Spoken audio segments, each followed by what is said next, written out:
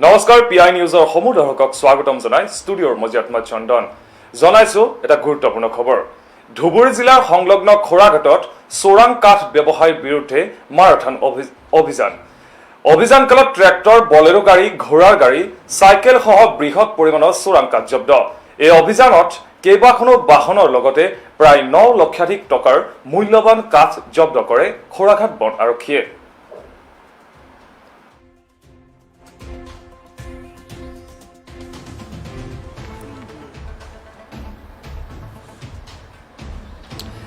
যোৱা কেইবাদিনো ধৰি পৰ্বতজোৰাৰ খোৰাঘাট বনাঞ্চল বিষয়া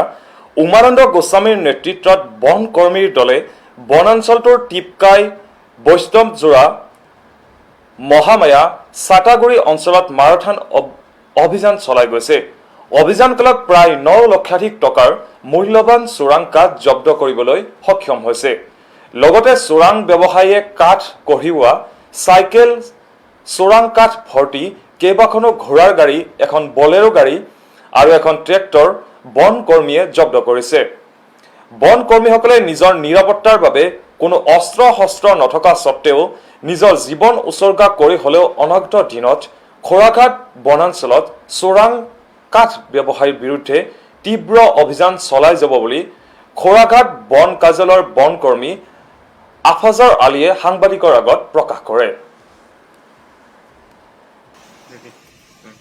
আমি যোৱা কিছুদিন ধৰি খোৰাঘাট বন আঞ্চলিকৰ কৰ্মচাৰী সহ আমি আৰু আমাৰ ৰেঞ্জাৰৰ নেতৃত্বত যোৱা এদিনত আমি ট্ৰেক্টৰ বলেৰো ঘোঁৰাৰ গাড়ী চাইকেল আদি আৰু কিছুমান কলগছৰ ফুট এইবিলাক জব্দ কৰি আমি খোৰাঘাট আঞ্চলিক বন বিষয়া কাৰ্যালয় বস্তুখিনি জব্দ কৰি লৈ আহোঁ ক'ত ধৰিলে আমি বৈষ্ণৱজোৰা টিপকাইৰ ওচৰত বৈষ্ণৱজোৰা ট্ৰেক্টৰ এখন ধৰিলোঁ বলেৰো এখন আমি মহাৰামা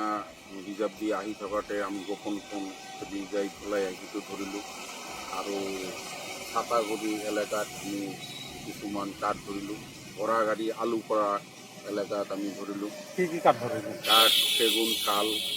আৰু অন্য নন শালো আছে এইবিলাক আমি যিবিলাক ট্ৰেক্টৰ ধৰিছোঁ কোনো ধৰণৰ নথিভুক্ত পোৱা নাই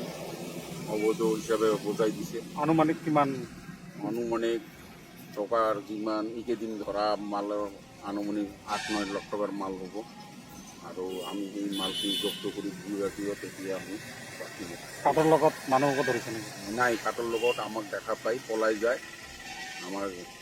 গোপন সূত্ৰত যোৱাৰ আচ্ছা দাদা দেখা যায় যে যোৱা কিছুদিন ধৰি আপোনালোকৰ পৰ্বতজোৰা বন বিষয়া কৰ্মচাৰীসকলে এই মাৰাথন অভিযান চলোৱা দেখা গৈছে কি হয় ইমান কি দেখা গৈছে কি হয় আমি মানে ইয়াত অলপ ইলিগেল হৈ আছিল সেইটো আমি ৰোধ কৰাৰ সক্ষম হৈছোঁ আৰু এতিয়া আমি যিবিলাক কাঠ মাফিয়া বা ই মাফিয়া আছে আমি সিহঁতৰ নিন্দা আহৰণ কৰি দিছোঁ আমাৰ লগতে আমাৰো বহুত কষ্ট হৈছে আমাৰ ষ্টাফো কম আমাৰ কোনো ধৰণৰ যেনেকুৱা হাল হাতিয়াৰ নাই তাও আমি নিজৰ মানে সাহসত আমি জংঘলৰ মাজত যাই ইত্যাদি আমি চোৰাং কাঠ হৰবাৰীক আপুনি কি মেছেজ দিব খোজে আমি সকীয়াই দিছোঁ যে এনেকুৱা যদি কাৰ্যত লিপ্ত নহয় এই লিপ্তৰ কাৰণে আমি সদায় সজাগ হৈ আছোঁ আমি তাৰ কাৰণে প্ৰস্তুতি লৈয়ে আমি সিহঁতক আমি পাৰে কৰায়ত্বও কৰিম আচ্ছা যেহেতু চৰকাৰে আপোনালোকক হাতিয়াৰ একো দিয়া নাই আপোনালোকে জীৱন মৰণ